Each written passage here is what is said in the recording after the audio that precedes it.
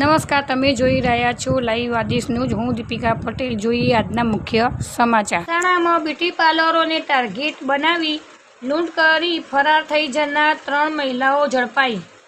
ગાંધીનગરના દેગામ તાલુકાના બહિયલ ગામની રહેવાસી રંજનબેન અર્જુનભાઈ વાદી, મીનાબેન મહેન્દ્રભાઈ વાદી, અંજુબેન સંજયભાઈ વાદી નામની 3 મહિલાઓ બ્યુટી પાર્લરમાં ઓર્ડર નોંધાવવાના બહાને જતી અને બ્યુટી પાર્લરના મેઇન સંચાલકને વાતોમાં લાવી અને ત્યારબાદ તેમને નડગત હોવાનું કહી વિધિના બહાને દાગીના ટેબલ ઉપર મુકાવતી અને આ મહિલાઓ મોકો જોઈ દાગીના સાથે ફરાર થઈ જતી.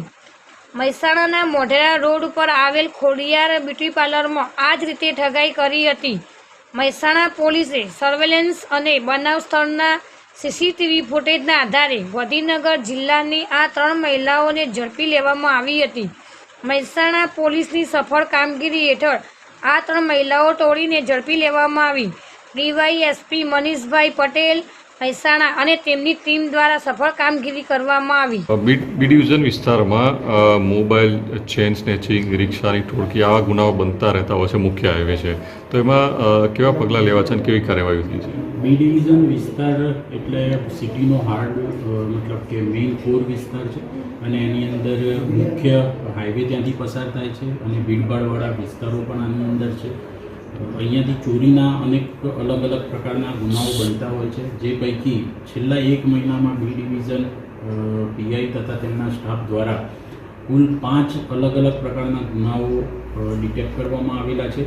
જેમાં અત્યારે તાજેતરમાં જે ગુનો છે કે નજર ચૂકવીને જે દાગીના ચોરી જતી ગેંગ છે મહિલાઓની, એ ટોળકીને પકડી અને ગુનો ડિટેક્ટ કરવામાં આવેલો છે. આ સિવાય જે કુરિયર બોય દ્વારા પાર્સલની અંદરથી મોબાઈલની ચોરી કરી લેવાની એક ગુનો દાખલ થયેલો હતો 10 મહિના પહેલાં, તે પણ ડિટેક્ટ કરી અને આરોપીની અટક કરવામાં આવેલ છે.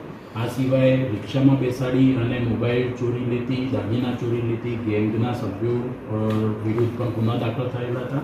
આ ટુકડીને પણ છેલ્લા 1 મહિનાના સમયમાં જ ઝડપી લેવામાં આવેલું છે.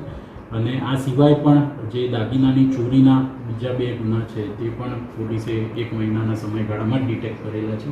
એટલે ખૂબ જ પ્રશંસનીય કામગીરી બી ડિવિઝન પીઆઈ તથા તેમના સ્ટાફ અને માણસો દ્વારા કરવામાં આવી રહી છે. છેલ્લા કેટલા સમયમાં કેટલી કુલ આવી ચોરીઓ ડિટેક્ટ થઈ, કેટલા આરોપી કુલ પકડાયા છે અંદાજે? અલગ અલગ વિસ્તારમાં આખા જિલ્લામાં આંકડો અલગ અલગ હોઈ શકે, પરંતુ બી ડિવિઝનની પર્ટિક્યુલર આપણે વાત કરીએ તો છેલ્લા 1 મહિનામાં 5 ચોરી ડિટેક્ટ થઈ છે, જેની અંદર આરોપીની સંખ્યા લગભગ 12 થી 13 જેટલા આરોપી આપણે અરેસ્ટ કરેલા છે.